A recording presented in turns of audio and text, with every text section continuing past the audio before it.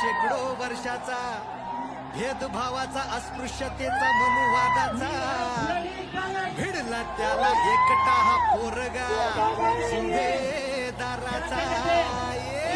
त्या साऱ्या जातीवाद्यांचा बोडला